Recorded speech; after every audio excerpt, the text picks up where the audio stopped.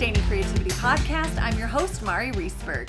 Over the past several years, I've combined my degrees in acting and somatic psychology to share my sustaining creativity techniques with performers. And now I've decided to share it with a bigger audience that includes you. I believe we are all creative, and this podcast is all about that. I'll be interviewing people from all backgrounds, ages, and creativity experiences to share just how creative we all are. Today, I'll be chatting with Craig D. Forrest, documentary filmmaker, film professor, author, and illustrator. Please enjoy Craig D. Forrest.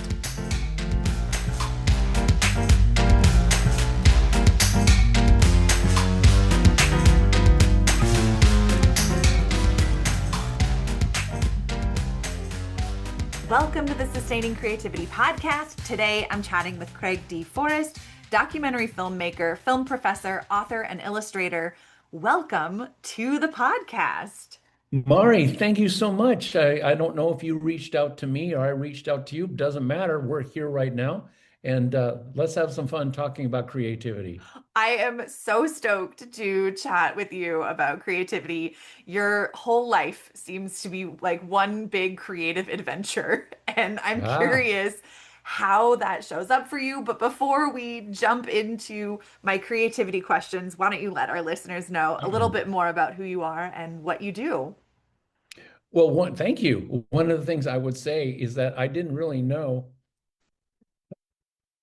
that I was creative until I was 16. I went the first 16 years of my life not knowing that I was creative. One thing that's important to me, looking back, because I'm now an author and illustrator of a book coming out, is that I was immersed in books. And I think reading is one of the greatest creativities that there is, especially if you start as a kid. And my mom got me, anybody out there, it's probably way too old for anybody. My mom got me a subscription to Cat in the Hat books. Cat in the Hat, Green Eggs and Ham. And I'm probably 6 or 7, first grade, putting words and sentences to read, that is, together. And, maybe every month, every few weeks, a Cat in the Hat book, and I'd stack them all up, 1, 2, all the way, Sam I Am and all that kind of stuff. And it fueled, great word, it fueled my love of reading. And about age 7 or 8, it really kicked in. And I started reading a book a week at least. Wow. And I loved biographies, Tom Sawyer, the Hardy Boys, and all of that. So to get to the creative part of it, at age 16, my mom signed me up for journalism. In high school, I was what was I? I was a junior in high school at the time, 16. And she went with me to school and she put together, my mom was a real prima donna in her own way. But I thank her for a lot of things, including, wearing nice scarves. For all of you out there that are listening, isn't this a nice scarf? I think it looks absolutely bonkers good. So anyway, she signed me up for journalism, and I love sports. I've loved sports since I was a kid. And in sports, I became a sports writer for the school newspaper. And I write about this in my book, Night Train to Cairo. There's a chapter called The Trophy. And I went to a competition for sports writers, of like 50 or 60 sports writers for high school. Yeah. It was a pseudo basketball contest, it's really a scrimmage, but then we were supposed to write about it on a Saturday. And about a month or 6 weeks later, I found out of 50 or 60 of the sports writers of high schools in San Diego, California, I won number 1. Oh, wow. I had no idea. I was so tired that day. I'd done the Friday football game for our Sweetwater High School. Sweetwater River was nearby, Sweetwater High School. And I just dragged myself into this competition on a Saturday, wrote up the thing in the typing class, handed it in to whoever was at the door as I walked out, and forgot about it. I was so dead dog tired. And then, like 6 weeks later, Mrs. Zimmer, editor of the journalism, she goes, I think you need to come into the over here to my desk in the next room. Yeah. Here's your trophy. For what? You won. You won. I go, what? I won? I had no clue that I had a Mm, talent for writing. mhm, And to use the word again, that fueled the idea that I have a skill that I like, and I get to write about sports. mm. How good is that? And I would say to anyone listening out there, hello, all ships at sea, near and far. Even in Colorado, I'm not sure there's much of a ships at sea unless it's on a river somewhere or a That's true. lake. That's true. I've been there. Beautiful, beautiful place. I've been to Castle Rock too. What a Mm, cool place that is. Anyway, I realize to any of you that are creatives out there, all you need is one little spark in your life where the light, mm, it doesn't have to go fully on, mhm, but if it starts to get a nice little dim glow going on, pay attention to that because mm, that could be your pathway, your mhm, fork in the road, your promise, that light way out on the horizon that says, this is the direction I think I need to go because I just found out I'm good at this, mm. or I could be good at this, Yeah. and head that way and don't don't live a boring life, live a creative life. We'll be back with Mari right after this. I love it. Thank you, Craig. This is amazing start to the journey of Wait, we creativity. got to do an infomercial. Let's do an infomercial. I've actually worked on infomercials. You'd be so much better. I have one guy I did an infomercial and he's in prison. Oh He, gosh. oh yeah, I just thought about him. Yeah, he kept moving money around across the world, and they finally found it in They, Switzerland. oh my Yeah, goodness. okay, It caught that up with that him. that's got. Let me get my notes later, Mari. But When you think of creativity, yeah, what does it mean to you to be creative? I was thinking about this about last week. Had a friend of mine, David Brodell. He's now passed on. David. I go over to his house. This is the creative question. And he would have two things that we as kids at age 8 or 9 or 10, eight or nine, could play with. One set was blocks, wooden blocks, where one was a circle, square, another one was a true block, and we Mhm. would build stuff. And the other one was Lincoln logs back then. Mm, mhm. Lincoln logs. And I think our world today and young people have gotten away from Lincoln logs. And another one was pickup sticks, but that's, does it all fall down or whatever? With Lincoln logs, he and I wouldn't think about being creative. We would just be creative. I'm going to start building the fort over here. Okay, I'm going to build a ramp that comes up to the fort from here. And then we'll you build a tower. Oh, we need right? That is collaboration. We didn't know we were being creative. We weren't trying to be creative. Creativity should not be something you try to do. It should be something that's just natural that comes out of you. And the more fun it is, I think even more creative it becomes. Kids, I think and believe, are the greatest creators because they don't have any filters to tell them they're not. Kids go over to my best friend was Bobby Wilson, who was about six houses down on my street block. And Mhm. I go over at 3 o'clock. I'd had to leave a note, because mom and dad weren't home. Yeah, I'm at Bobby's. And then I knew that at 5 o'clock, I'd have to be back in time for dinner. sure. I'd go to Bobby's and we would just play army men, little green army men, everything Yeah, from, and so we weren't trying to be creative. Kids don't try to be creative. They just are yeah. until you put all these barriers on them. Oh, there's Mm-hmm. another one. Hey, taking notes out there. Don't put barriers on your creativity. Yeah. Just let it free. I love that reminder. And the absolute truth of creativity in childhood is free. There are no barriers. Really appreciate hearing just how it really sounds like you have been able to sustain and cultivate creativity from that 16-year-old journalist self Yeah. into today with authoring books and illustrating and documentary filmmaking. I'm so curious, the documentary filmmaker in you, that how did you transition from journalism into filmmaking?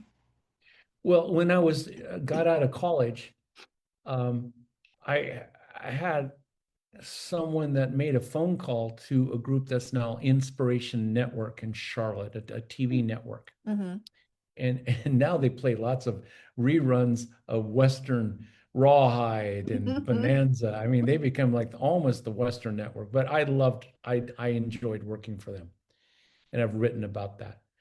That was my start into, I always wanted to work into, when I won the award at age 16, my dad, smart guy, and I'm a pastor's kid, my dad said, our church advertises with the newspaper and with the local #1 TV station channel, KGTV 10, San Diego, #1.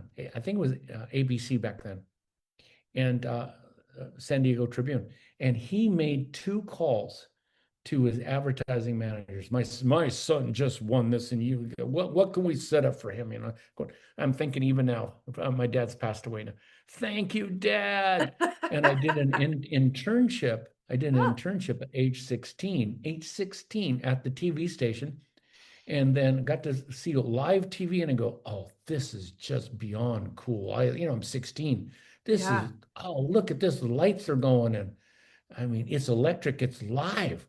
And then also for the newspaper, I met a sports columnist. He's now passed away, Steve Bishop, and he was like the sports columnist. And he took me out to lunch.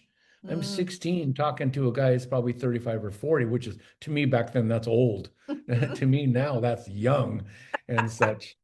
And in all of that, I got to sort of dip my toes in the shallow end of the pool Mm-hmm. and get a sense of what TV and journalism and such. So in my 20s, I get to work in TV Mm. um, for a couple of networks. And also, I got to work for a humanitarian group called World Vision, which is Mm. pretty well known to, Mm-hmm. sponsor a child, famine relief. And back in my Sure. time in the 80s, I know way back in the 80s before electricity, the Ethiopian famine came along, Yeah. which was "We Are the World." That was all that. And my friend Steve Reynolds, still my great friend and colleague from those days, became great friends with Bono from Mm. U2. Mm-hmm. And every time they see each other, I'm not making this up. Mm-hmm. Every time they see each other after all these decades at fundraising or Yeah. famine relief and such, they go, "Hey, how you doing? Hey, how you doing?" kind of a thing and such, almost like out of a Seinfeld episode.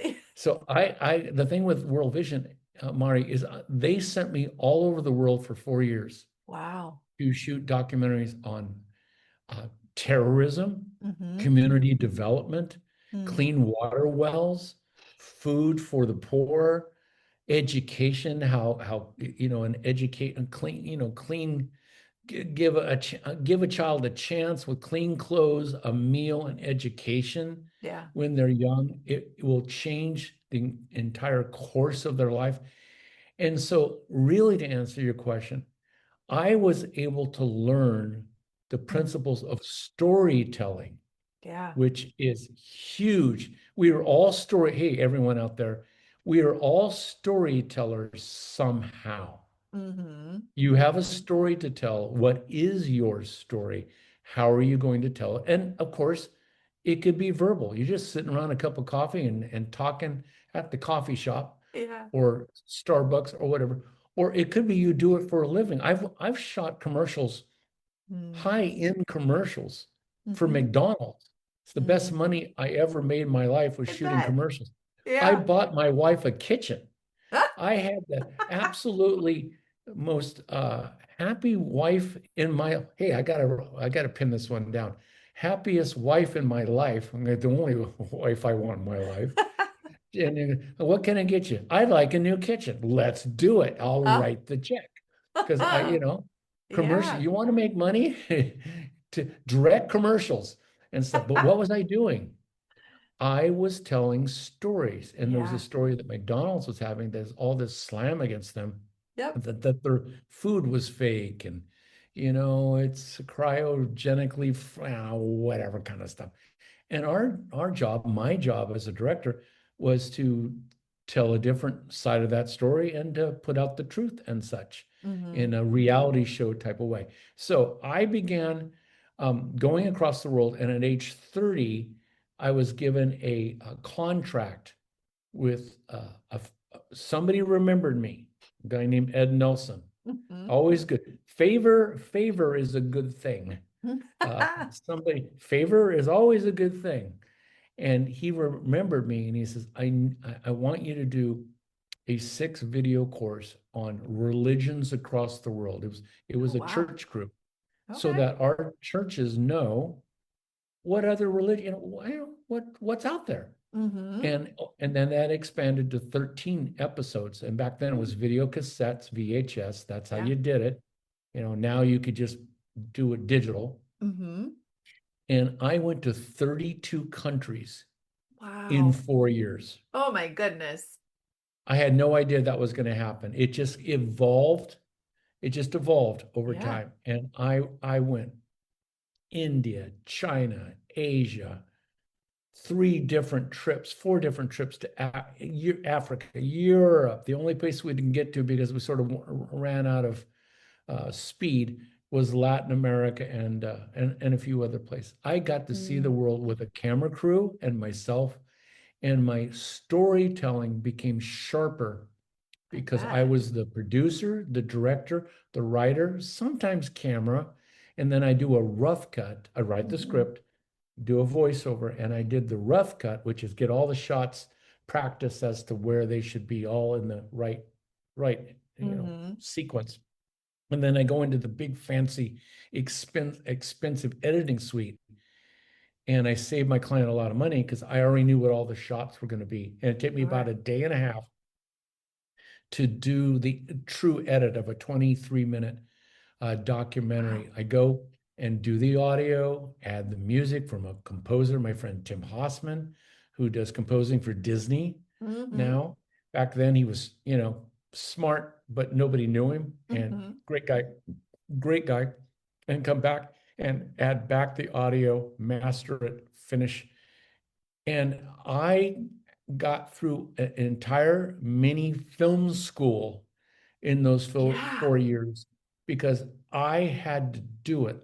I was not only my secretary, I Mhm. also cleaned the kitchen. I ty- You I wore did. many hats.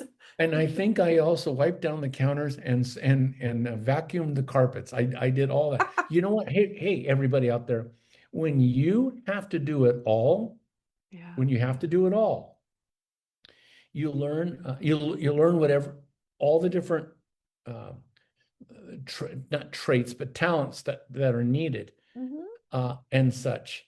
And it's good to become smart in what every other skill that is needed, like a Mm. Swiss Army knife. I even Yeah. have that on my LinkedIn, a Swiss Army knife. You want this, I've got the corkscrew. You want that, I've got the Mm-hmm. long knife, and such. You got the tweezers, I got the tweezers, all that kind of stuff. But then it's such, okay, this is really, I found this for myself. Find out of all those skills what you're best at. Mm. There's probably one thing you're best at. Mm-hmm. And too many people are running around as Swiss Army knives trying to be 12 things Yeah. instead of being the one, maybe 2 things that they're good at. I'll give you a couple of examples. It Mm-hmm. just came to my, hello, creativity, just came to my mind. Hans Zimmer, the composer, Mm-hmm. or John Williams, the composer, he's now retired. 80. Listen, if you're 88 and you've won like 7 Oscars, it's okay to retire. Okay, True. yeah, the money's coming to your bank account every. Yeah, you're okay. Yeah, and all of these, they're composers. Mm-hmm. This is what they were meant to do. Yeah. Everybody, there is something in life, in creativity, that you are meant to do, Mm. something that you are good at. Find out what that is. You will never be, I say this every now and then, because I mentor a lot of young people and they're in Yeah. their 20s and late teens. They're going, I don't know what I'm good at. And what do I want to do? And it's sort of like a little maelstrom, great Mm-hmm. term, maelstrom, a little swirl, and they don't know what it is. And I will say, what do you think you're good at? And they'll find, well, I really like to edit. Mm. Okay, head towards editing. What Yeah. if you were up at 3 in the morning, 2 in the morning, you had a project? What is it that it would be that you'd want to do? I love to direct people. Okay, shoot short films.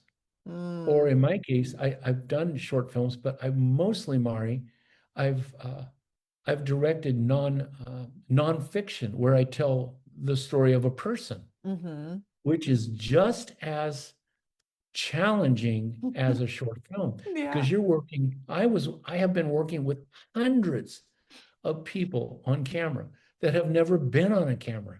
Yeah. And Whew. I'm going to use the word, no, coerce isn't the right word. That sounds too much like manipulation. To coach them, better word, Yeah. coach them Yeah. to just be themselves. Right. Just be yourself and talk to me. Hey, Mm. what was that like? How did you Mm-hmm. grow up? Then what happened? Oh, that must have hurt. Oh, Mm. oh, they ran away? What did you think? You want to bring their story onto a camera Yeah. that's recording. Mm-hmm. And for those in fiction, oh, here you go. Thank you. No charge for this one. In nonfiction, documentaries, live, Mm-hmm. capturing somebody on the street, interviews, you want people to tell their story, to Mm. be natural. Yeah. But in short films and drama, you want an actor to appear as if they're talking and performing naturally. See the Yes. difference? Oh, yes. A real person tells their story. Mm-hmm. In fiction, an actor appears to be telling a real story. Right. I love it. Thank you for breaking those pieces down and sharing. That's not even from a book. I Yeah. just thought one day, what's the difference between, oh yeah, the light bulb went on. Yeah. I love it. I truly believe we could talk for hours, but this has been such a treat getting to hear these pieces and share in your storytelling. I Thank have you. one You last bet. question for Yes, you. What does young it lady. feel like in your body to be creative? It it's nobody's ever asked me that. It's an absolutely wonderful, wonderful question. We are all creative. Everyone is creative. Mhm. They are. Everyone. This has been such a treat getting to chat with you. If people want to learn more about the work that you do, your Yeah. books that are out in the world, how can they Yeah. go about doing that?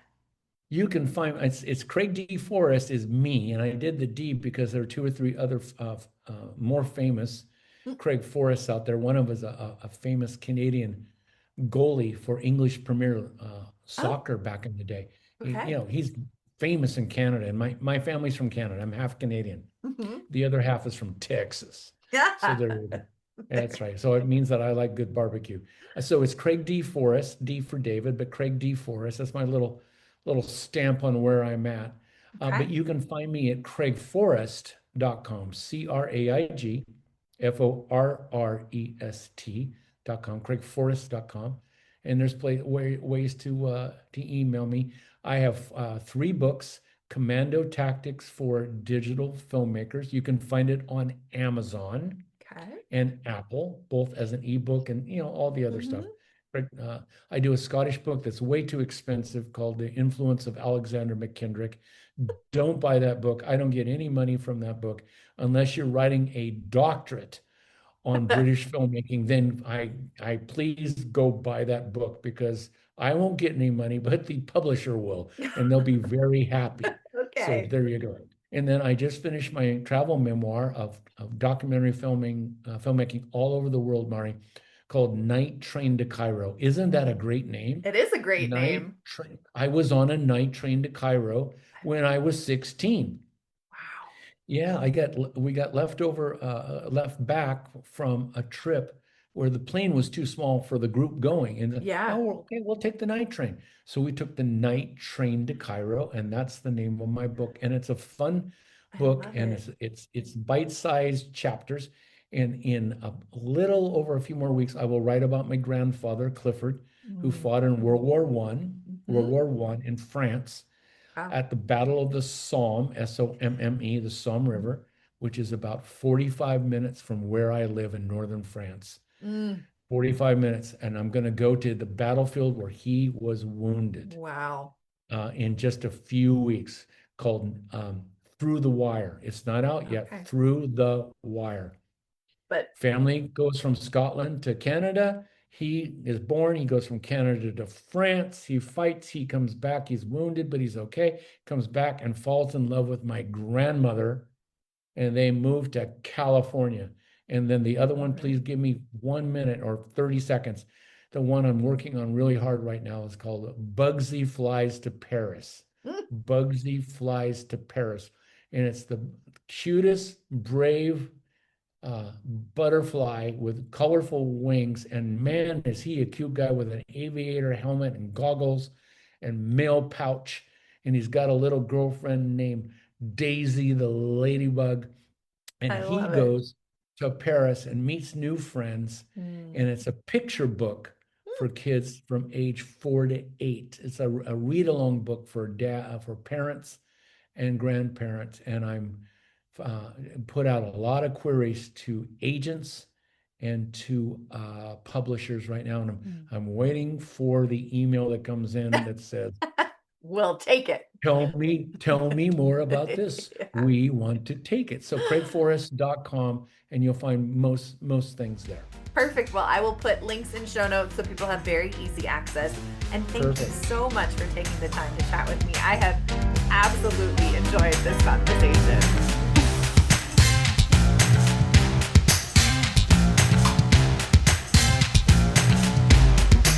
Thanks for listening to the Sustaining Creativity Podcast. We'd love to keep in touch, so follow us on Facebook and Instagram. We are at Sustaining Creativity. Make sure to subscribe to the podcast wherever you listen to podcasts. Tag your friends and family so they can listen too. We love to hear from you, so leave your reviews, comments, and questions. Check out our website, sustainingcreativity.com, for upcoming offerings and creativity coaching. Tune in Tuesdays for our next episode. And remember, with creativity, anything's possible.